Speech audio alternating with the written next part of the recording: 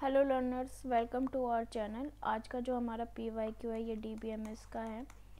ठीक है, ये सारे PYQ भी 2022 तक के हैं। चलिए करते हैं। देखिए, बहुत इजी क्वेश्चन है। इस तरीके के क्वेश्चन आने के चांस हो जाते हैं, ऐसा नहीं है।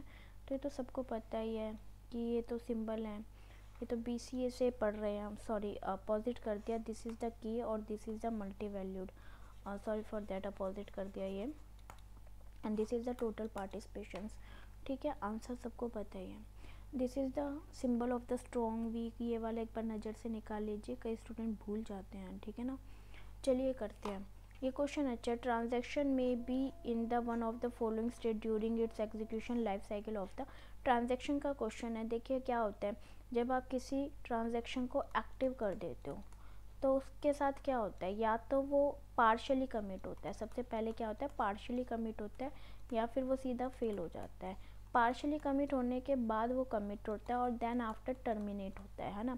तो इन्होंने पूछा है कि given in the transaction active state during its execution then find it the next transaction. तो नेक्स्ट ट्रांजेक्शन तो यही होगी।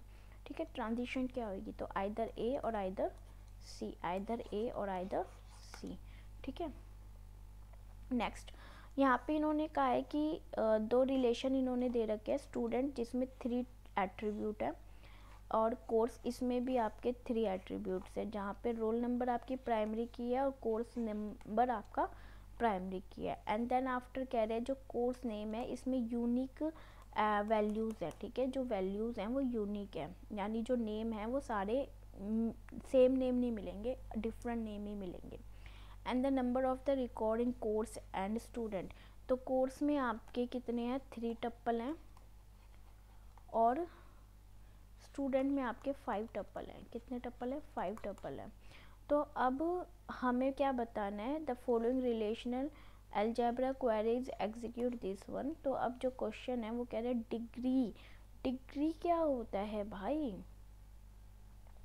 सबसे पहले हम आपको डिग्री बताते हैं। डिग्री होता है attribute of the relation. Relation में स्टूडेंट में कितने एट्रीब्यूट्स हैं, 3, और कोर्स में कितने एट्रीब्यूट्स हैं, 3। तो total degree of the relation R, table R. ठीक है, आर किसके इक्वलेंट हो गया, स्टूडेंट इनटू कोर्स। तो आर की आपकी कितनी आ जाएंगी डिग्री, 6। कार्डिनलिटी क्या हो गया, कार्डिनलिटी हो गया कि जो टप्पल्स हैं वो कितनी है। तो कार्डिनलिटी टप्पल्स आपकी है 15। तो कार्डिनलिटी कितनी हो गई, 15। आर की बतानी है ना, एस या सी की नहीं पूछी इन्होंने, स्टूडेंट या कोर्स की नहीं पूछी। अब फॉरेन की ऑफ द रिलेशन स्टूडेंट, देखो स्टूडेंट में 3 एट्रीब्यूट्स हैं, तो जो कोर्स नंबर है वो क्या है, फॉरेन की है। स्टूडेंट की फॉरेन की कौन सी है, course number. And the course में कोई भी की एट्रीब्यूट नहीं दे रखा, वो सॉरी फॉरेन की नहीं दे रखा। की तो कोर्स नंबर हो गई ना, जो स्टूडेंट की है वो इसमें, ताकि यहाँ पे क्या हो रहा है, मर्ज हो सकती हैं दोनों टेबल। अगर एक फॉरेन की आपको मिल जाती है जिस भी टेबल की, तो उस टेबल को आप मर्ज कर सकते हो। ठीक है, तो आंसर क्या आ जाएगा, आंसर आपका क्या आ जाएगा, 4। हाँ जी, ठीक है, समझ में आ गया। टप्पल क्या होती हैं, टप्पल क्या होती हैं, तो ये टप्पल है रो, डोमेन कह लो, एट्रीब्यूट कह लो, या कॉलम कह लो, या कॉलम कह लो। ठीक है, attribute degree, number of the attribute. Degree क्या हो गई, नंबर ऑफ द एट्रीब्यूट, कितने एट्रीब्यूट है। ठीक है, एट्रीब्यूट क्या हो गए, each column in a table. और डिग्री क्या हो गई, कितने कॉलम है भाई। रिलेशनल स्कीमा क्या हो गया, जैसे स्टूडेंट इज द रिलेशनल। ठीक है, तो name of the relation with its attribute.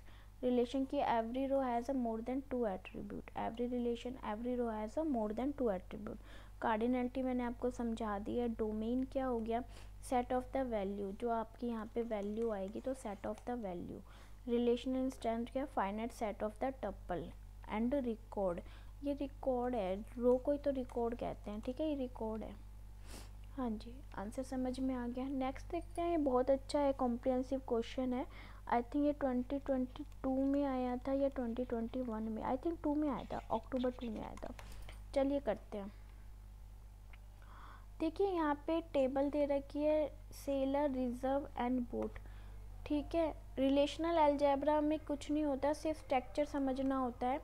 Basic structure अगर आपको आ गया तो आगे आप अपने आप मर्ज कर लोगे। ठीक है, क्वेश्चन क्या है, विच of the following relational algebra query compute the name of the seller who have reserved a red and green boat. तो उन्होंने कहा है कि सेलर का नेम बताना है, यानी हमें इसको फाइंड करना है जिसके, और उनका नाम बताना है जिसके पास रेड और ग्रीन बोट हो।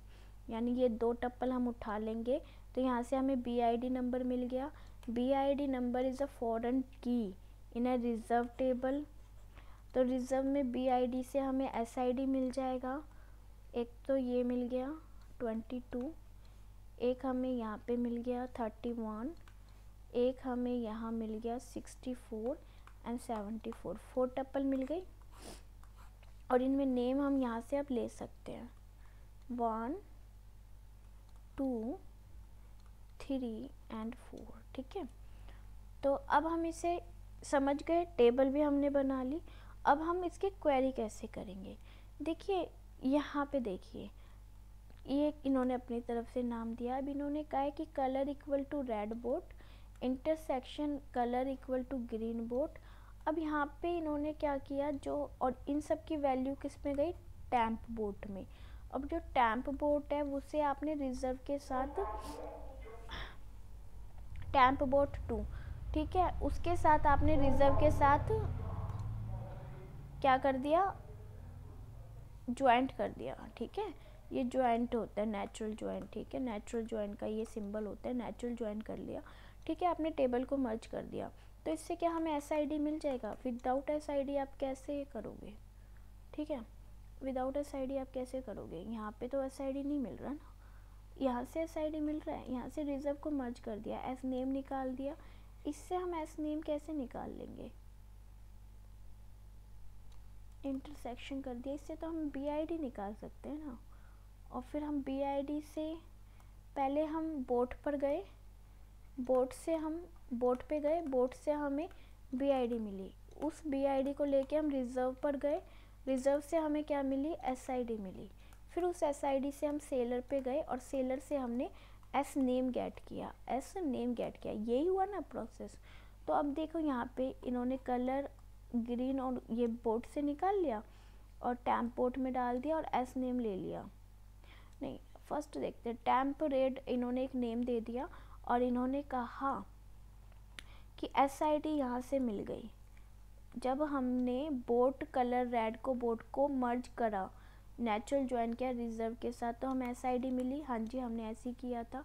फिर हमने एक और किया और SID, फिर हमने ग्रीन कलर जो बोट से लिया था BID नंबर, यहाँ से हमने BID ले लिया और उससे हमने मर्ज कर दिया SID से।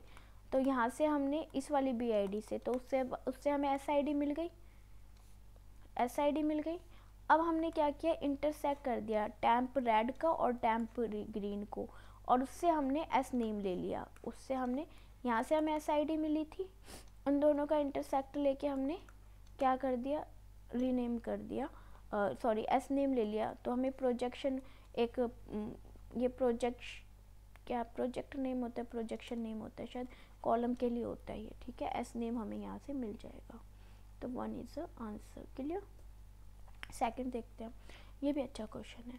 देखिए ये कह रहे हैं, query compute the name of the seller who have reserve the red boat. Red boat से तो हमें मिला ही था, कौन सा था, तो हमने क्या किया, रेड बोट से हमें कौन कौन से नेम मिल जाएंगे। देखो मैं एक बार क्लीन करके फिर से बताती हूँ आपको। रेड बोट का निकालना है केवल, तो 102 पे जाना है हमें। अच्छा, एक रेड ये भी है हमारा 104। एक मिनट, रेड हमारे पास 2 है, तो 104 भी तो लेना था हमें, पास्ट प्रीवियस में 104 भी तो आना था। तो जो हमारी प्रीवियस थी वो 20 थी, एक मिनट, 31 हो गई। हाँ ठीक है, टप्पल तो यही आनी थी। ठीक है, बाकी हम ना इसको भूल गए थे, सॉरी फॉर दैट। अब हम यहाँ से लेते हैं, तो प्रीवियस के लिए जो कॉलम था वो मेरा ये वाला मिस हो गया था, आप प्लीज़ उसे करेक्ट कर लेना। हाँ जी, तो रेड के क्या क्वेश्चन था? Compute the name of seller who have reserve the red boat. तो रेड बोट कितने के पास है? 102 और 104। तो बिड से हम एसडी नंबर ले लेंगे 102, 104, 102, 104 एंड अगेन 102। तो आपको क्या क्या मिल गया? एसआईडी नंबर कौन कौन सा मिल गया? 22, 31 एंड 64, 3 मिल गया है ना। ये 31 हो गया, ये 31 हो गया, ये 22 हो गया, ये भी 22 हो गया, और एक आपको 64 मिल गया है ना। तो अब यहाँ से जाके आप ले सकते हो 1 2 3, ठीक है। तो आप इसको कैसे करोगे? आप क्या एस नेम लेना है ना आपको? तो हाँ जी, S name S name S name, ठीक है। तो यहाँ पे हमने कलर को सिलेक्ट कर लिया, ये सिलेक्शन के लिए सिलेक्ट कर लिया, red boat equal to reserve गए और फिर हमने सेलर के पास गए, ठीक है। अब हमने यहाँ पे क्या कह रहे हैं, बिड नंबर निकाल लिया, कलर लिया, रिजर्व कर दिया और एसआईडी नंबर ले लिया, ये ज़्यादा सही है ना। यहाँ पे हमने एसआईडी नंबर थोड़ी लिया था और हमने फिर सेलर से जाकर उसके पास, हाँ जी, तो सेकंड ऑप्शन आपका ठीक है। थर्ड इसका देखते हैं। अच्छा एक मिनट, नहीं ये तो बिल्कुल ही गलत है, 1 तो आप फिर भी ठीक कह दोगे। यहाँ से हमने एसआईडी नंबर नहीं लिया था, बट इसमें क्या हुआ था, एक मिनट रुको मैं देखती हूँ। मैं आपको S3 तो बिल्कुल गलत है, S1 और आपको एक बार क्लियर कर देती हूँ, ठीक है। Q3 इसलिए गलत है क्योंकि एस नेम ले रहे हैं, कलर रिजर्व से थोड़ी लेंगे, बोट से ही तो लेंगे। यहाँ से हम बिट नंबर लेंगे ना, बोट से ही तो लेंगे। तो रेड जो कलर हम सिलेक्ट कर रहे हैं बोट से कर रहे हैं और फिर रिजर्व पर जा रहे हैं और फिर रिजर्व से यहाँ पे जा रहे हैं और सीधा एस नेम ले रहे हैं। तो Q1 और Q3, लेकिन Q1 और Q1 और Q2, तो मुझे तो ए लग रहा है, ठीक है, सही है। हाँ जी, आगे चलते हैं। देखो मैं फिर बता देती हूँ, यहाँ से हमने एसडी लिया, एसडी इन्होंने कहा कि हमने रेड बोट की जो टप्पल है उसको सिलेक्ट किया, एस सिलेक्ट टप्पल होता है, ठीक है। तो उससे हमने बिड नंबर निकाला, फिर हमने मर्ज किया रिवर्स के साथ और वहाँ से हमने एसडी नंबर निकाला, फिर हमने मर्ज किया सेलर से और हमें एसडी नेम मिल गया।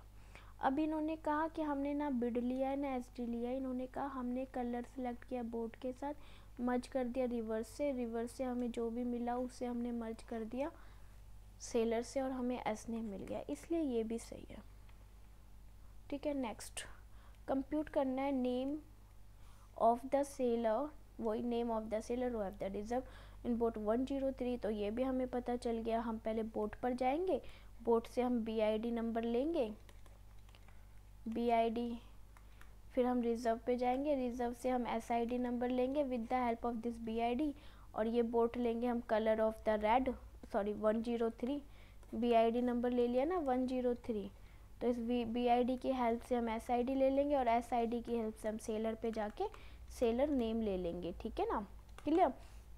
तो नेम ऑफ द सेलर लेना है ना, who have reserve the boat 103। तो हम ये कह सकते हैं, नहीं जी हम सीधा सेलर पे क्यों जाएंगे, हमें रिजर्व भी तो चाहिए।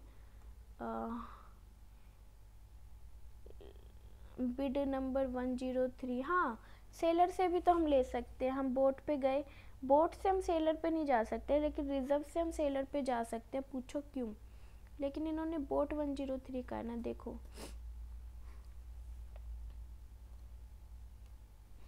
103 बिड नंबर हमें यहाँ पे भी मिल रहा है, ठीक है। इन्होंने कोई कलर नहीं कहा था, इन्होंने बिड नंबर कहा था, ठीक है, इन्होंने बोट का कहा था, और क्योंकि बोट का जो बिड नंबर है वही सेम फॉरेन की है रिजर्व में, ठीक है ना, तो हम इस पर डायरेक्ट वर्क कर सकते हैं। तो हमें क्या मिल रहा है, 22 मिल रहा है, 31 मिल रहा है और 74 मिल रहा है ना। तो उससे हमें क्या क्या नेम मिल रहे हैं, 22, 31 और 74, वही 3 टप्पल हमें मिल रही हैं, क्लियर। 103 है ना, कोई और तो नहीं है ना, क्या यही था ना, हाँ यही था 103, ठीक है। तो हम बोट से डायरेक्ट सेलर पे नहीं जा सकते, लेकिन रिजर्व से हम सीधा सेलर को इंटरसेक्ट कर सकते हैं क्योंकि बिड नंबर रिजर्व में है, ठीक है। इसलिए Q2 आपका ठीक है, Q2 ठीक है और Q2 ठीक है। डायरेक्ट Q2 ठीक है ना। हम रिजर्व पर गए और रिजर्व से हमने, तो ये देखो ब्रैकेट का ही डिफरेंस है, तो दोनों ये वर्क करेंगी, दोनों वर्क करेंगी, ठीक है। सो Q2 और Q3 आपका आंसर आ जाएगा। बोट का कोई काम ही नहीं था, तो उसे हमने क्या कर दिया, बाय बाय टाटा।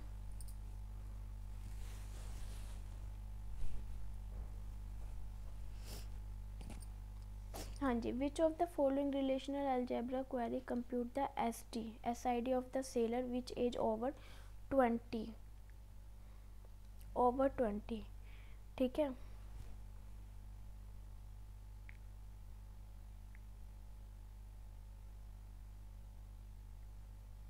तो देखो ये तो वैसे ही पता चल रहा है ना, ओवर 20, 1/20 लेस देन थोड़ी होगा, ओवर 20, ठीक है। चलो हमें क्या कह रहा है कि कंप्यूट करना है SID of the sailor with age over 20, जिसकी एज 20 से ज़्यादा हो, ठीक है। वो SID नंबर लेना है। Who have not reserve red boat किस किस के पास थी, 02 और 04 के पास थी क्या, चलो एक बार देखते हैं। नॉट रिजर्व रेड, ठीक है, याद रखना नॉट रिजर्व रेड। तो हाँ जी, नॉट रिजर्व रेड, तो हमें क्या क्या लेना है, 101, 103, 104 भी नहीं लेना ना, 102 और 4 नहीं लेना ना, 2 और 4 नहीं लेना, 3, 1 एंड 3। तो हमें क्या क्या नंबर मिल गया, 22 SID, 22, 31, 64 एंड 74। लेकिन इसमें भी हमें वो लेने हैं जो ओवर 20 हो। तो ओवर 20 फाइन, ये 20 से अच्छा है। 64 over 20 fine and 74 over 20 fine. तो सारे 24 के 20 से अबव है ना एज, सारे ही एज ज़्यादा है। चलो देखते हैं क्या आएगी, टप्पल क्या आ रही है। हाँ जी, मैं एक बार क्लीन कर देती हूँ। तो ये क्या कह रहा है, SID of the sailor with the age over 20 have not reserved in red boat में 102 था। तो बोट तो आएगी यहाँ पे, हम बोट को वो नहीं कर सकते। तो ये क्या कह रहा है, SID लिया एज ऑफ द सेलर 20 से हमने ले लिया। चलो इस क्वेरी के थ्रू देखते हैं। तो इस क्वेरी के थ्रू हम 20 से ओवर ही हैं सारे, है ना, एक ये नहीं है, एक ये टप्पल नहीं है, बाकी तो सारे 20 से ऊपर मुझे लग रहे हैं। हाँ सारे 20 से ऊपर हैं, है ना। तो फिर वो कह रहे हैं who have not reserved in red boat. तो इन्होंने कहा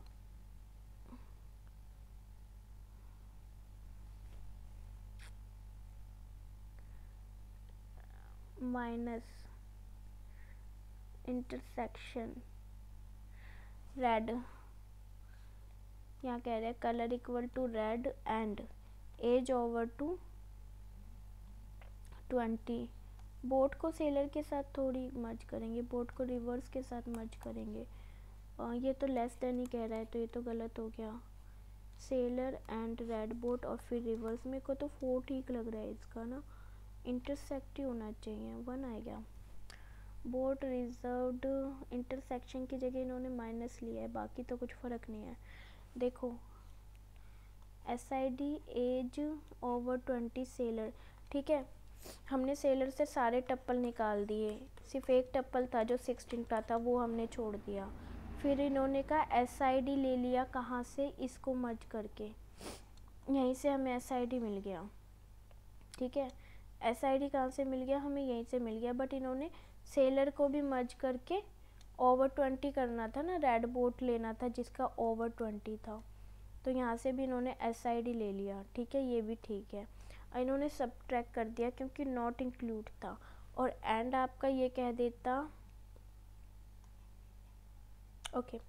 देखिए सब्ट्रैक्ट का मतलब होता है, यहाँ पे सेट डिफरेंस आ गया, ये डिफरेंस का होता है सिंबल, यानी ये मान लो ओवर 20 है और ये रेड कलर है, तो हमें यहाँ पे ओवर 20 के वो लोग हैं जिसके पास रेड है, तो हमें ये पॉइंट भी नहीं लेना, तो हमें इतना एरिया लेना है। और इंटरसेक्शन क्या कहता है, इंटरसेक्शन कहता है हमें ये एरिया लेना है, सिर्फ ये एरिया लेना है, ठीक है। तो इसलिए इंटरसेक्शन नहीं आया, सेट डिफरेंस आया। क्लियर? चलिए आगे चलते हैं। Which of the relation query compute the name of the seller who have reserved all boat? Compute the name of the seller, name of the seller, वो तो सारे ही आ जाएंगे फिर, है ना। नेम ऑफ द सेलर सब में सारे ही आ जाएंगे बोट जिनके पास है। तो इन्होंने एक रीनेम कर दिया, क्या, टेम्प साइट्स, सीट्स रिजर्व कर ली बिट रिजर्व से, डिवाइड कर दिया बोट, इन्होंने कहा सारे ही बोट होने चाहिए, तो सारे ही तो बोट होंगे, 101, 102 और 103 एंड 104 वो रिजर्व के पास गए। आगे देखते हैं, temp side SCD bid reserve से लिया और इन्होंने उसको बिड के साथ सब्ट्रैक्ट कर दिया, SD लिया, बिड के साथ सब्ट्रैक्ट किया। यहाँ से इन्होंने टैम्प साइड को, यानी इन्होंने यहाँ पे क्या क्वेरी दी है, यहाँ देखो, इसे समझो, इसने क्या क्वेरी दी है, इसने कहा है कि मैंने वो एट्रीब्यूट ले लिए बिड रिजर्व के जो कि इसमें है, मतलब इनको डिवाइड करके वही एट्रीब्यूट ले लिए। रुको मैं बताती हूँ। और रिजर्व ले लिया, SID बिड, बिड यहाँ से कट के SID हो जाएगा, आंसर 2 आएगा, 2 ही आएगा इसका, क्योंकि देखो इन्होंने क्या किया, इसमें तो कुछ कॉमन है नहीं, SID और बिड में तो कुछ कॉमन है ही नहीं, SID और बिड में भी कुछ कॉमन नहीं है। यहाँ पे देखो बिड से बिड को कैलकुलेट कर देंगे, अगर 1 बाय 1 कर देंगे तो आंसर क्या आ जाएगा, 0 ही आ जाएगा ना, 1 तो आ नहीं जाएगा, कट गया, 0 आंसर आ गया। पर अगर मैं कह रही हूँ 2 × 1 = 2 कर देंगे तो आंसर कुछ तो आएगा, कुछ तो आएगा। तो SID मिल गया, SID यहाँ पे टैम्प साइड में चला गया। अब मैंने कहा SID रिजर्व का SID टैम्प साइड हो गया और उसको मैंने इसके साथ मर्ज करके एस नेम निकाल लिया। इजी था ये, ठीक है। यहाँ पे मेरे को यही लग रहा था और मैंने इसलिए ही, क्योंकि SID है तो 2 ही लग रहा था आंसर। तो देखो अभी मैंने रिवीजन नहीं किया, अब आप मुझे देखिए और समझिए। मैंने कुछ क्वेश्चंस करे, ये 5 क्वेश्चंस करे रिलेशनल अलजेब्रा के, जो कि मैंने करीब 2-3 महीने या कम से कम 1.5 साल 1 साल मान के चलो, ठीक है, कम से कम मैंने रिवीजन नहीं कर रखी है, बट मैंने सारे क्वेश्चन के आंसर सही दिए क्योंकि मुझे बेसिक नॉलेज थी। मुझे पता था कि दिस इज़ द, ये आपका क्या होता है, प्रोजेक्शन होता है, ये आपका सिलेक्शन होता है, ये नेचुरल जॉइन होता है, ठीक है, आउटर जॉइन होता है, लेफ़्ट जॉइन होता है। तो बेसिक आपको पता था, आपको ये पता है कि कैसे आप कॉलम को निकाल सकते हो, क्वेरी कैसे बना सकते हो, ठीक है। अब ये जैसे 4th क्वेश्चन था, ये बहुत ज़्यादा थोड़ा ट्रिकी लग रहा था, लेकिन था बहुत इजी। ट्रिकी क्यों लग रहा था, माइनस करना था। अब मैं यही सोच रही थी बिड को बिड से करेंगे तो भाई हमारे को तो कुछ नहीं मिलेगा, कट गया, सारे कट गया। यहाँ पे भी बिड से बिड को कर रहे हैं, सेलर और इसमें तो बिड है ही नहीं ना, SID इसमें तो कुछ कॉमन ही नहीं है।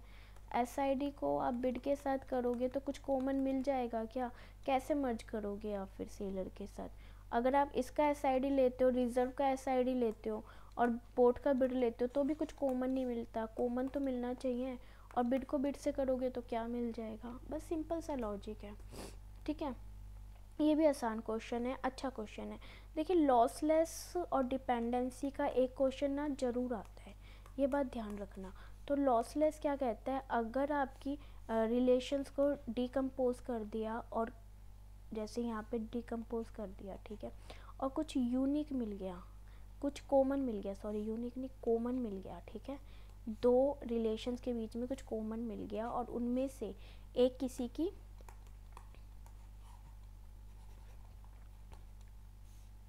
मिल गई, ठीक है, ये प्राइमरी की मान लो ऑफ R2 की, तो यहाँ पे लॉसलेस ज्वाइनिंग है, वो रिलेशन लॉसी नहीं है, तो यहाँ पे मुझे तो ये लॉसलेस ज्वाइन लग रहा है। डिपेंडेंसी प्रिजर्व क्या कहते हैं? डिपेंडेंसी प्रिजर्व क्या कहते हैं? डिपेंडेंसी प्रिजर्व कहता है कि जितने भी आपको ये दे रखे हैं ना यहाँ पे फंक्शनल डिपेंडेंसी, ये हर एक रिलेशन में आपको कैसे ना तैसे फिट बिठाने, तभी डिपेंडेंसी प्रिजर्व कहेंगे। जैसे ए बी का रिलेशन यहाँ दे दिया, बी सी का रिलेशन दे दिया, बी डी का भी रिलेशन यहाँ पे दे दिया, लेकिन सी डी कहाँ गया भाई, इसका रिलेशन तो नहीं है। तो अब हम क्या करेंगे, इसको मर्ज करके देखेंगे, R2 और R3 को हम क्या करेंगे, मर्ज कर लेंगे, ठीक है। तो हमें क्या एट्रीब्यूट मिला, मान लो मैंने इसका नाम दे दिया R4, तो मैंने क्या कहा, मैंने कहा BCD एक आपका रिलेशन बन गया, अब BCD मिल गया, तो यहाँ से आपको एक डिपेंडेंसी प्रिजर्वेशन मिल गया। So answer is a dependency preserve और लॉसलेस ज्वाइन, ठीक है। कैसे हुआ मैं फिर बताती हूँ आपको। लॉसी तब होता है, कोई भी लॉसी मतलब लॉसलेस ना हो, लॉसी तब होता है जब आपको कुछ भी कॉमन नहीं मिलता, नो कॉमन एट्रीब्यूट, ठीक है। लेकिन अगर कॉमन मिल रहा है, कॉमन मिल रहा है पर और उनमें से कोई भी एक किसी की क्या है, प्राइमरी की है, ठीक है, कॉमन क्या है, बी है, और बी किसी एक रिलेशन की प्राइमरी की है, तो लॉसलेस है। सेम यहाँ पे बी कॉमन है, बी ए की प्राइमरी की है, ठीक है। डिपेंडेंसी प्रिजर्वेशन में बता चुकी। नेक्स्ट ये भी सेम है, हाँ, तो ये तो हम निकाल सकते हैं, बहुत आसान है। ये इस तरह के क्वेश्चन आते हैं, रिपीटेटिव होते हैं, ठीक है, ध्यान रखना। R1 R2 R1 R2, देखिए यहाँ पे ना ये लॉसी बनेगा क्योंकि कुछ भी कॉमन नहीं है ना, कॉमन नहीं है, लेकिन डिपेंडेंसी प्रिजर्वेशन होगा क्योंकि डिपेंडेंसी प्रिजर्व कर रहा है, ये डिपेंडेंसी है, और जो डिकम्पोज हुए हैं R1 R2 ये डिपेंडेंसी प्रिजर्व तो कर रहे हैं बट कॉमन नहीं है, तो लॉसलेस, नॉट लॉसलेस और डिपेंडेंसी प्रिजर्वेशन, ठीक है। ए क्लियर। मैं फिर बता रही हूँ, मैंने एक वीडियो में पहले भी बताया था, अगर आपको PDF चाहिए तो आप अनअकैडमी की साइट पे जाइए, वहाँ पे सर्च बार पे मेरा नाम लिखिए भाग्यश्री, वहाँ पे आपको मेरी प्रोफाइल मिल जाएगी और उधर ये सारी की सारी PDF आपको एज इट इज़ मिल जाएंगी, ठीक है। विच of the following used create के लिए पता ही है हमें DDL, ठीक है। यहाँ पे मैंने कुछ बता रखा है, डेटा डेफिनेशन लैंग्वेज के लिए क्रिएट, ऑल्टर, ड्रॉप होता है आपका डिलीट कर देना ऑल द टेबल को, तो ये जो वर्क करता है ये कंप्लीट टेबल के लिए करता है, ठीक है, कंप्लीट रिलेशन के लिए। DML क्या करता है, जो रिलेशन के अंदर टप्पल और एट्रीब्यूट होते हैं उस पर काम करता है, ये डेटा को कंट्रोल करने के काम आता है, और जो ट्रांजैक्शन होता है उसके TCL काम करते हैं। तो ये कुछ कमांड होती है, create, alter, drop, truncate, comment, rename, select, insert, update, delete, merge, call, explain, plan, lock table, grant, revoke, commit, rollback, save point, set transaction। इसके बारे में डिटेल में जानना है तो मुझे कमेंट कर देना, मैं इस एक पर्टिकुलर स्लाइड की आपको डिटेल वीडियो दे दूँगी, ठीक है। हाँ जी, which of the DBMS component ensure that concurrent execution of multiple operations on the database result into consistent database state।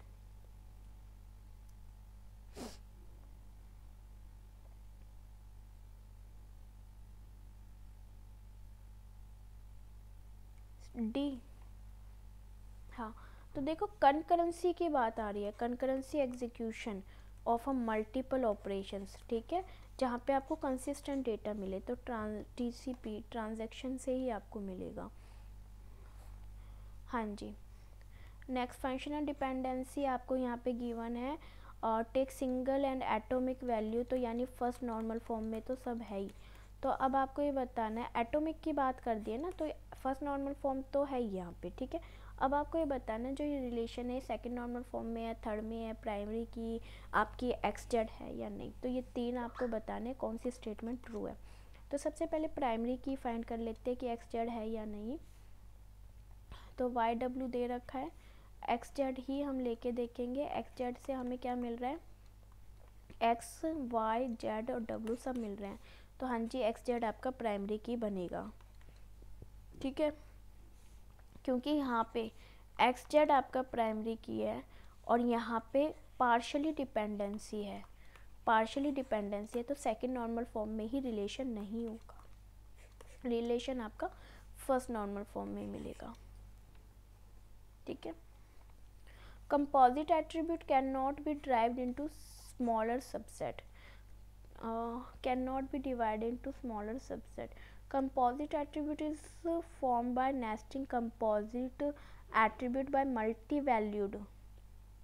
Composite क्या हो गया, जैसे आपका फ़ोन नंबर हो गया, वो कंपोजिट हो गया, ठीक है। Complex attribute is formed by nesting composite attribute है मल्टी वैल्यूड इन आर्बिट्री।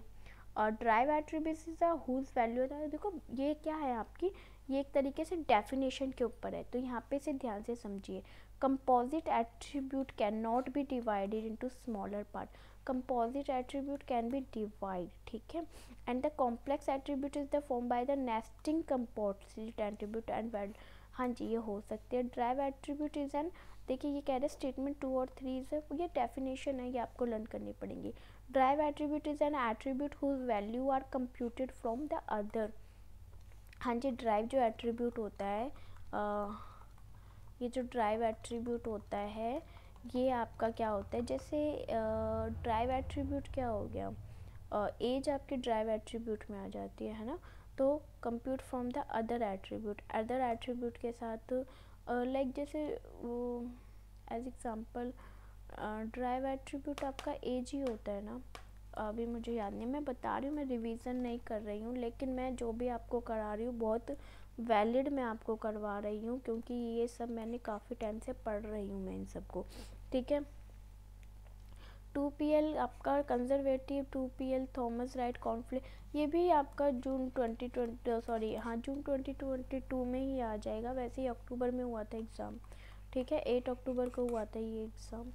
अच्छा है ये कॉन्फ्लिक्ट सीरियल। हाँ जी, स्टेटमेंट 2 आपकी ट्रू है, स्टेटमेंट 2 आपकी ट्रू है। Time stamp ordering protocol ensure serialisable based order the transaction site map.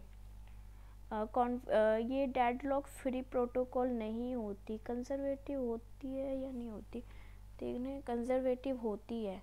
2PL नहीं होती बट कंजर्वेटिव होती है, ये तो होती ही होती है डेडलॉक फ्री। शायद मेरे पास इसके नोट्स हैं, मैं एक बार करवा दूँगी, ठीक है। Time stamp ordering protocol ensure serialisable based on the order of the transaction site map. इसके बारे में ना मेरा एक टेलीग्राम चैनल है, ठीक है, टेलीग्राम चैनल पे मैंने इसकी PDF फाइल अपलोड कर रखी है, तो उसमें मैंने बहुत अच्छे से बता रखा है और मैंने वीडियो भी बना रखी है इसकी ना, तो उसमें मैंने ये बहुत अच्छे से डिफ़ाइन कर रखा है। मैं उस PDF फाइल को खोल के ना आपको सारा करवा दूँगी, अभी मुझे याद नहीं आ रहा क्योंकि मुझे भी रिवीजन करना पड़ेगा, ठीक है। तो यहाँ पे नेक्स्ट करते हैं, ये भी PY की कॉम्प्रिहेंसिव क्वेश्चन है, बहुत अच्छा क्वेश्चन है। यहाँ पे ये जो बात कर रहे हैं अभी तो सिंपल क्वेश्चन है, चले बात करते हैं, फिर आप मिनिमल कवर के बारे में भी यहाँ पे बात करेंगे। तो an organisation need to maintain database have the 5 attribute, this attribute are functionally dependent.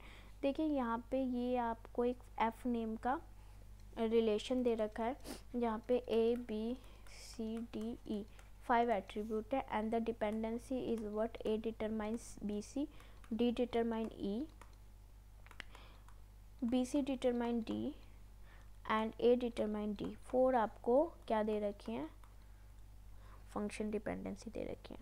तो अब आपको यहाँ पे क्या बताना है, ये क्वेश्चंस हैं, तो डिकम्पोज कर दिया। अब इस F रिलेशन को डिकम्पोज कर दिया किस में, R1 और R2 में, R1 और R2 में। R1 में आपके ABC आ गए और R2 में आपके ए डी ई आ गया, ए डी और ई आ गया, तो देखो कुछ कॉमन मिल रहा है, ए बी सी और ए डी ई, क्या कॉमन मिल रहा है, ए कॉमन मिल रहा है, तो ए इज़ यहाँ पे इससे हम कह सकते हैं ए डिटरमाइन डी, तो ए इज़ व्हाट, देखिए अब हम इसकी प्राइमरी की फाइंड करते हैं R2 की, ए डिटरमाइन बी सी, ए डिटरमाइन बी सी, ए किसको डिटरमाइन कर रहा है, बी सी दोनों को, तो ए इज़ अ कैंडिडेट की ऑफ कैंडिडेट की, ए इज़ अ कैंडिडेट की ऑफ व्हाट R1, तो ये जो रिलेशन है ये लॉसलेस है, ये रिलेशन क्या है, लॉसलेस है, इतना क्लियर हो गया। अब यहाँ पे इन्होंने क्वेश्चन पूछा है, अच्छा इन्होंने डिपेंडेंसी भी दे रखी है, ये देखो यहाँ पे इन्होंने फंक्शनल डिपेंडेंसी भी दे रखी है,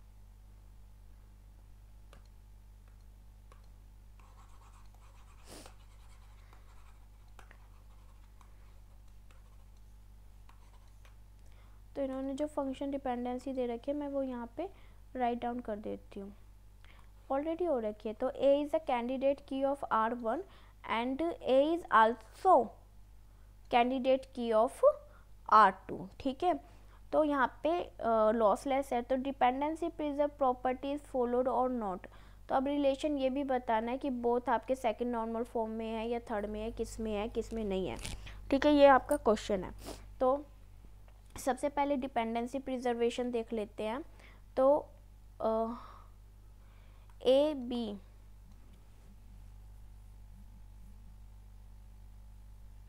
देखिए ए डिटरमाइन बी सी, ये वाला इन दोनों को कर रहा है, और डी डिटरमाइन ई इसको कर रहा है, इसको ले रहा है, बी सी डिटरमाइन डी, आप जब मर्ज करोगे तो आपको ये वाला भी मिल जाएगा, डिपेंडेंसी प्रिजर्वेशन की प्रॉपर्टी तो फॉलो हो रही है, ठीक है। अब आपको बताना है R1 और R2 is in both in second normal form या थर्ड नॉर्मल फॉर्म। जब हम नॉर्मल फॉर्म निकालते हैं ना तो हम क्या करते हैं, हाईएस्ट से लोएस्ट पे जाते हैं, ठीक है, तो पहले BCNF देखते हैं, BCNF हुआ तो थर्ड नॉर्मल फॉर्म भी हो जाएगा, सेकंड भी हो जाएगा, तो ए यहाँ पे डिटरमाइन कर रहा है बी को भी और सी को भी, है ना, तो आपकी ये क्या है, A determine B, A is a primary key and B C is a non prime key, so A determine B, ये तो है आपका BCNF है ये तो आपका, ठीक है, ये तो आपका BCNF हो गया, ए डिटरमाइन बी और B determine C, third normal form में हो गया ये आपका किस में हो गया, थर्ड नॉर्मल फॉर्म में आराम से है, ठीक है। A determine D and D determine, यहाँ पे non prime attribute is A is a candidate key, देखो ए का आप क्लोजर लोगे तो ए से क्या मिलेगा, ए मिलेगा, ए से आपको डी मिल रहा है और डी से आपको ई मिल रहा है, तो ए इज़ अ कैंडिडेट की, और डी का अगर आप क्लोजर लेते हो तो डी से आपको क्या मिल रहा है, डी मिल रहा है और ई मिल रहा है, ए नहीं मिल रहा, तो डी और ई क्या है, नॉन प्राइम एट्रीब्यूट, तो जो आपका रिलेशन 2 है ना ये सेकंड नॉर्मल फॉर्म में है, क्योंकि पार्शियली डिपेंडेंसी तो नहीं है, तो non prime attribute determine to non prime attribute relation is in second normal form, तो आपका फोर्थ सही है, R1 is in third normal form और R2 is in second normal form, आपका फोर्थ ऑप्शन सही है। रही बात फर्स्ट ऑप्शन की, देखो ये तो गलत हो गया, ये भी सही आ जाएगा आपका, क्योंकि दोनों के दोनों आपके सेकंड नॉर्मल फॉर्म में कहलाएंगे, सेकंड नॉर्मल फॉर्म में कहलाएंगे ये आपके, ठीक है, लेकिन R2 is in second normal form and ये R1 और R2 होगा, फिर ये 3 कहाँ से आ गया, R1 है क्या, ये R1 आपका थर्ड नॉर्मल फॉर्म और R2 is in second normal form, तो एक मिनट क्या लिखा हुआ है, कहीं मैं अपोजिट तो नहीं पढ़ रही हूँ, R1 R2 is in second normal form, हमने क्या फाइंड किया था, हमने यही तो फाइंड किया था, R2 is in second normal form और R1 is in third normal form, है ना, हमने यही फाइंड किया था, तो R2, तो यहाँ R3 क्यों लिखा हुआ है, R3 थोड़ी हमें गिवन है, आंसर क्या है इसका, फोर्थ ही आ रहा है इसका आंसर, ठीक है, फोर्थ इसका आंसर आ रहा है, लेकिन हम देखें ना तो R1 और R2 दोनों सेकंड नॉर्मल फॉर्म में भी आते हैं। Dependency preservation properties follow, yes dependency preservation property भी आपकी फॉलो हो रही है, क्योंकि हमने क्या किया है, रिलेशन को डिकम्पोज कर दिया, तो अब आपकी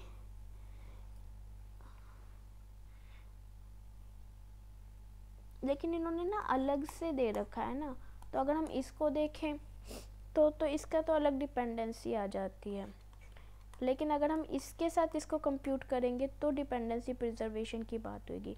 बट यहाँ पे जो कंप्यूट कर रहे हैं हम, वो इस डिपेंडेंसी के बेस पर कर रहे हैं, ठीक है। तो आंसर 4 आपका करेक्ट माना जाएगा। Identity primary key of the function dependency set F. F की डिपेंडेंसी प्राइमरी की क्या होगी, देखिए 5 एट्रीब्यूट थे, A B E, B C E. Right side का देखेंगे, ई भी गिवन है, डी भी गिवन है, ए गिवन नहीं है, तो हम पहले ए का क्लोजर निकालेंगे। ए से हमें ए मिल रहा है, बी सी मिल रहा है, और बी सी से हमें डी मिल रहा है, और डी से हमें ई मिल रहा है ना। तो A is the primary key of the relation of. Minimal cover बहुत इंपॉर्टेंट है, केवल मिनिमल कवर पर ही आपका 5 क्वेश्चंस आ सकते हैं, ठीक है। ए से आपका बी सी, डी से आपका ई, बी सी से डी, ठीक है। मिनिमल कवर में हम क्या करते हैं, फंक्शनल डिपेंडेंसी पे फोकस करते हैं। देखिए एक बात ध्यान रखिए, ए से हम बी सी है तो हम इसे ऐसे राइट कर सकते हैं, ठीक है। लेकिन अगर हम कहते हैं बी सी से हमें डी मिल रहा है, तो हम इसे इस तरीके से राइट नहीं कर सकते, नहीं तो ये पार्शियली डिपेंडेंसी में आ जाएगा। इसको हमें इकट्ठे ही लिखना होगा, ठीक है। तो ए डिटरमाइन बी, ए डिटरमाइन सी, और देखो मेन इसका कैसे निकालते हैं, इसको निकालने का जो तरीका होता है वो होता है सबका क्लोजर लेना। अब मैं ए का क्लोजर ले रही हूँ तो मुझे 5 के 5 एट्रीब्यूट मिल रहे हैं। अगर मैं इधर ए का क्लोजर लेती हूँ तो क्या मुझे 5 के 5 एट्रीब्यूट मिल रहे हैं? हाँ जी मिल रहे हैं, ठीक है। अब मैं यहाँ पे बी सी का एट्रीब्यूट लेती हूँ, इधर बी सी के एट्रीब्यूट से मुझे क्या क्या मिल रहा है, बी सी डी और ई मिल रहा है। तो यहाँ मुझे बी सी डी से बी सी डी ई मिल रहा है, हाँ जी मिल रहा है। यहाँ डी से ई मिल रहा है, ए से डी भी यहाँ पे मिल रहा है, ठीक है। ओके फाइन, देखते हैं ए से। देखो मिनिमल कवर का मतलब क्या होता है, जो यहाँ पे डिपेंडेंसी दे रखी है ना, इनमें से कुछ ऐसी डिपेंडेंसी को रिड्यूस कर देना, ऐसी डिपेंडेंसी को रिड्यूस कर देना जो अननेसेसरी हो। कौन सी? अननेसेसरी, ठीक है। यानी रिडंडेंसी रिड्यूस कर देंगे, रिडंडेंसी रिड्यूस कर देंगे। क्या रिडंडेंसी? रिडंडेंसी जो डुप्लीकेट हो या डबल आ रही हो उन्हें रिड्यूस कर देंगे, ठीक है। अब जैसे इम्पोर्टेंट क्या नहीं है, अब हम ये कह रहे हैं ये वाली हमारे लिए इम्पोर्टेंट नहीं है, ए डिटरमाइन डी हमारे लिए इम्पोर्टेंट नहीं है, क्योंकि ए से हमें बी सी मिल रहा है तो बी सी से डी मिल रहा है, बी सी से डी मिल रहा है ना, तो ये इम्पोर्टेंट नहीं है, ज़रूरी तो नहीं है। तो ये यहाँ पे अगर हम इस वाले की बात करते हैं, ए से हमें बी मिल रहा है, ए से हमें सी मिल रहा है, क्लोजर प्रॉपर्टी ले रहे हैं ना, ए से हमें डी मिल रहा है, तो यहाँ पे ये ज़रूरी हो गया, यहाँ पे ज़रूरी हो गया, यहाँ पे किसको रिड्यूस कर दिया, इस वाली को रिड्यूस कर दिया। डी से हमें ई मिल रहा है, तो सब कुछ मिल रहा है ना हमें ए बी सी डी से, तो ये हमारी सही है, ठीक है। इधर क्या रिड्यूस कर दिया, बी सी डिटरमाइन डी। ए से बी मिल रहा है, ए से सी मिल रहा है, बी से डी। अब देखो ये बिल्कुल गलत हो गई ना गलत, ये भी सही है, यहाँ पे ए डी रिड्यूस कर दिया है ना, ये भी सही है एक तरीके से। अभी ये वाले देखते हैं, ए से हमें, ए के क्लोजर से हमें क्या मिल रहा है, बी सी मिल रहा है, और देखो यहाँ पे कंपोजिट एट्रीब्यूट आ गया, बी से डी मिल रहा है, ये बिल्कुल गलत हो गया। अब इन दोनों में से देखते हैं, 50-50 हो गया। अब इन दोनों में से देखते हैं कौन सी सही है, तो ये और ये तो गलत हो गई। अब ये वाली देखते हैं, ए से बी मिल रहा है, ए से सी मिल रहा है, बी सी से डी सिर्फ एक डिफरेंस है, ठीक है। तो ए डी से, अगर ए से हमें डी मिल रहा है तो मैं इस वाले को प्रेफरेंस दूंगी, ठीक है, इस वाले को नहीं दूंगी मैं अपनी तरफ से, क्योंकि हो सकता है ये वाली सही हो। तो क्या रीज़न रहा है, देखो मेन क्या रीज़न रहा है। अब हम क्या करेंगे, इस वाली को बी सी का क्लोजर निकालना है, और हम इस वाली को हाइड करके हम देखेंगे बी सी के क्लोज़र से किसी और तरीके से हमें डी मिल सकता है BC के क्लोजर से हमें किसी और तरीके से D नहीं मिल रहा, तो ये ज़रूरी है, ठीक है, ये ज़रूरी है। अगर मैं इसको हाइड करके देखती हूँ A के क्लोजर में, क्या हमें किसी और तरीके से D मिल रहा है? नहीं मिल रहा, तो ये तो कंपलसरी हो गई। नेक्स्ट देखते हैं, D के क्लोजर से हमें E मिल रहा है, D से हमें E यहाँ से मिल रहा है, किसी और तरीके से E मिल रहा है? D के क्लोजर से किसी और तरीके से E मिल रहा है? नहीं मिल रहा है, ज़रूरी हो गया। I think this one is the best answer. This one is the best.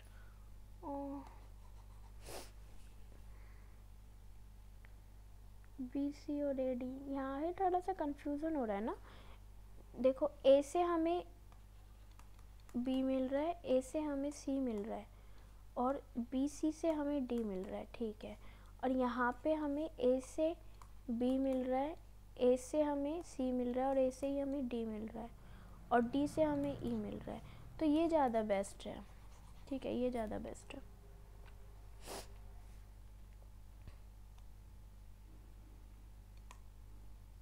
Identify the normal form is in first normal form और सेकंड।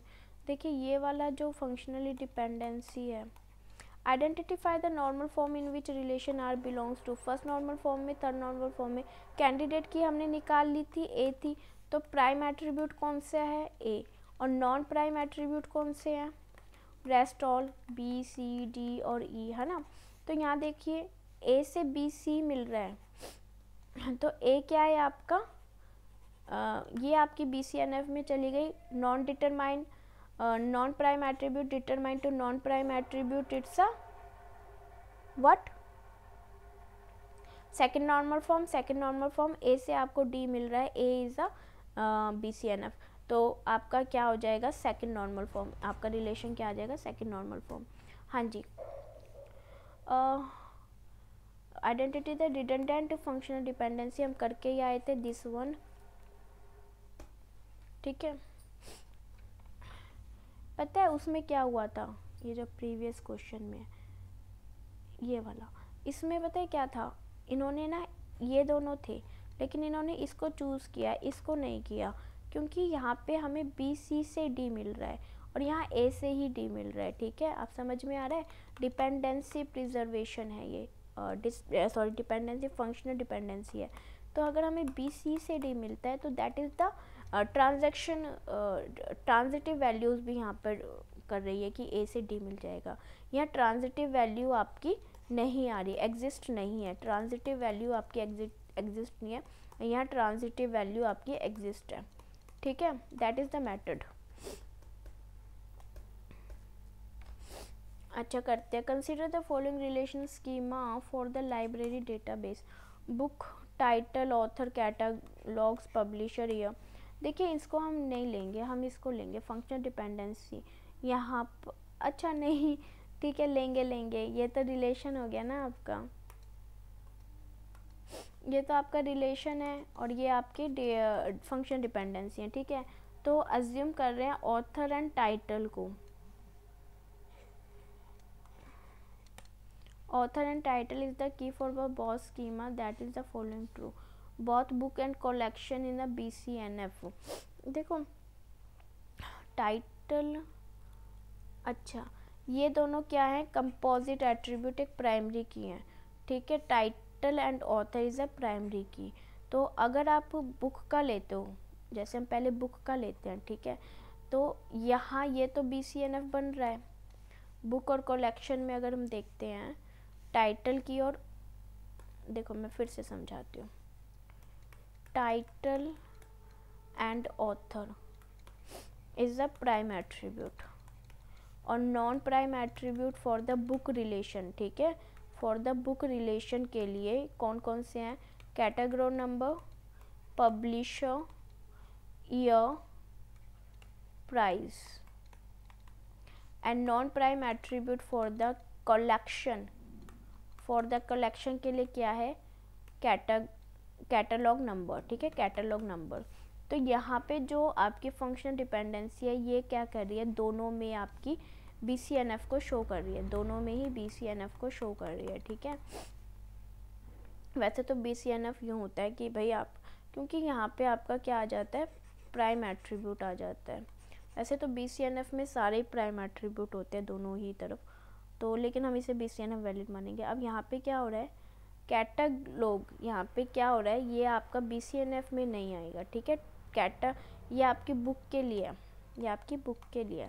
तो यहाँ पे कैटलॉग क्या कर रहा है, कैटलॉग नंबर आपको क्या क्लोजर दे रहा है, इसमें आपको कैटलॉग नंबर मिल रहा है, टाइटल मिल रहा है, ऑथर मिल रहा है, पब्लिशर मिल रहा है एंड ईयर मिल रहा है।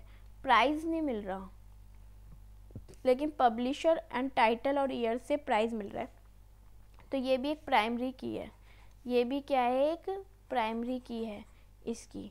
तो ये भी आपकी क्या हो जाएगी, BCNF में आ जाएगी। और पब्लिशर टाइटल, अब देखो यहाँ पे पब्लिशर टाइटल और ईयर आ गया, तो यहाँ पे टाइटल क्या कर रहा है, पार्शियली डिपेंडेंसी वर्क कर रहा है। तो आप बुक को आप कहोगे कि सेकंड नॉर्मल फॉर्म में भी नहीं है।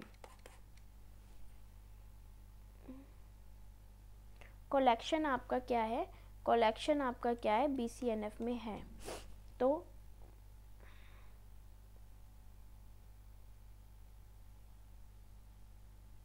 सी आंसर आ जाएगा इसका। अभी इन्होंने BCNF टाइटल ईयर, वैसे तो सी सेकंड में भी नहीं होना चाहिए, क्योंकि यहाँ पे ना partially dependency title and author हो गया ना, तो टाइटल तो आपका पार्शियली डिपेंडेंसी शो कर रहा है, पर इन्होंने दे रखा है तो आप इसे एक्सेप्ट कर लो क्योंकि ऑप्शन नहीं है, ठीक है। गेट में आ गया सेट फंक्शनल डिपेंडेंसीज है,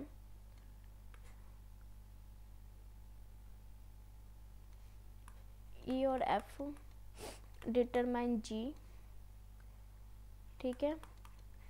एफ आपका डिटरमाइन कर रहा है आई और जे को, ई और एच आपका डिटरमाइन कर रहा है के और एल को, के आपका डिटरमाइन कर रहा है एम एंड एल डिटरमाइन कर रहा है एन को, ठीक है। और आपका जो स्कीमा है उसमें कौन कौन से एट्रीब्यूट है, तो इन्होंने की पूछा है। की के लिए क्या करेंगे, ये वाली वैल्यू को देखेंगे, आई है, जे है, के है, एल है, एम है, एन है। तो जो नहीं है, जैसे एच नहीं है, ई और एफ नहीं है, तो हम पहले इनको, इन कीज़ को कलेक्ट करेंगे और एट्री क्लोजर लेंगे। समझ में आई। अब हम क्या कहेंगे, ई एफ एच से हमें ई एफ एच तो मिल रहा है, और क्या मिल रहा है, जी मिल रहा है। एफ से क्या मिल रहा है, आई और जे मिल रहा है। और ई एच टूगेदर वर्क करते हैं। एम, एम आपका क्या वर्क करता है, एम आपका क्या वर्क कर रहा है, ई और एच, अच्छा ई और एच है ना, ई एच है ना यहाँ पे, तो आपको के और एल भी मिल जाएगा, और के से आपको एम मिल गया, और एम से आपको एन मिल गया, एल से आपको एन मिल गया। तो आपकी जो की होएगी वो, क्योंकि सभी मिल गए ना, 3 3 6 और 3 3 9 और 1 10, 3 3 6 3 3 9 और 1 10, तो आपका जो की होएगी वो बी होएगी, ठीक है। समझ में आया मैंने कैसे किया है। अगर आपको नहीं समझ में आ रहा तो मैं आपको दोबारा से करवा दूंगी, आप प्लीज़ मुझे एक कमेंट तो करके देखो। ये सेम होगी, ये आपका होमवर्क है। Thank you, thanks for watching, bye bye. मुझे आंसर ज़रूर दीजिएगा।